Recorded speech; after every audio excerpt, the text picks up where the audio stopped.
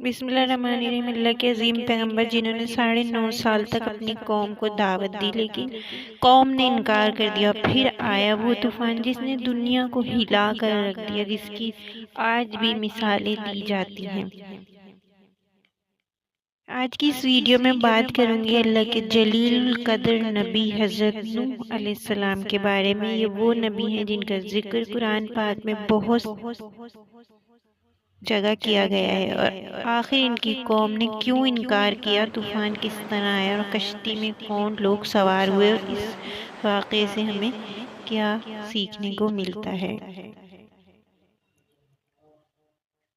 Video کو آخر تک دیکھیے گا تاکہ آپ اس عظیم واقعے سے سبق حاصل کر سکیں، اور چینل کو سبسکرائب کرنا نہ بھولیں تاکہ آپ کو مزید اسلامی ویڈیوز ملتی رہیں۔ حضرت نوح علیہ السلام اللہ کے برگزیدہ نبی تھے۔ ان کا تذکرہ قرآن مجید میں کئی صورتوں میں آیا ہے، جیسے سورہ اعراف، سورہ ہود اور سورہ نوح۔ اللہ تعالیٰ نے انہیں اس وقت نبی بنا کر بھیجا جب لوگ بتوں کی پوجا میں مبتلا ہو گئے تھے۔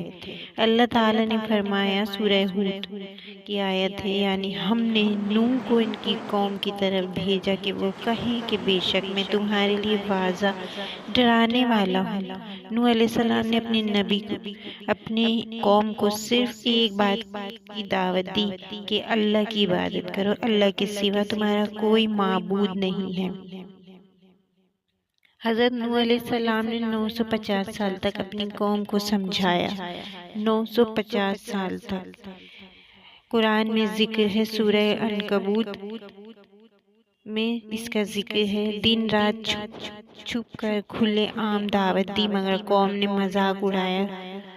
کپڑے سکھاتے وقت بھی کہتے یہی ہے جو نبی بننے کا دعویٰ کرتا ہے۔ انہوں نے کہا، اے نوح، تم نے تو ہمیں جھگڑا کر کے تھکا دیا۔ اللہ نے وحی فرمائی، اے نوح، تمہارے لوگوں میں سے جو ایمان لا چکے ہیں بس وہی ایمان لائیں گے، باقی نہیں، لہذا تم کشتی بنا لو۔ سورہ ہود آیت نمبر 36 اور 37۔ حضرت نوح علیہ السلام نے ایک بڑی کشتی بنائی، اور لوگ ہنستے، مذاق کرتے اور کہتے خشکی پر کشتی بنا رہے ہو۔ پھر آیا وہ لمحہ جب اللہ کا عذاب نازل ہوا۔ پانی چشموں سے پھوٹنے لگا، آسمان سے موسلادھار بارش برسی اور زمین سے پانی ابل پڑا۔ ہر چیز پانی میں ڈوب گئی، صرف وہ لوگ بچے جو کشتی میں سوار تھے، حضرت نوح علیہ السلام، ان کے اہل ایمان ساتھی اور ہر جانور کا ایک ایک جوڑا۔ یہ طوفان 40 دن تک جاری رہا۔ 40 دن تک جاری رہا۔ اللہ نے فرمایا، اے زمین اپنا پانی نگل لے، اور اے آسمان اپنا پانی روک لے۔ سورہ ہود آیت نمبر 44۔ اے زمین اپنا پانی نگل لے، اور اے آسمان اپنا پانی روک لے۔ پانی اتر گیا، کشتی جودی پہاڑ پر جا کر ٹھہر گئی۔ یہ انجام تھا ان لوگوں کا جو حق کو ٹھکرا دیتے ہیں۔ دعوت میں صبر۔ حضرت نوح علیہ السلام نے صدیوں تک صبر کیا۔ شرک سے بچنا، شرک سب سے بڑا گناہ ہے۔ اللہ کی نافرمانی کا انجام صرف اور صرف ہلاکت ہوتی ہے۔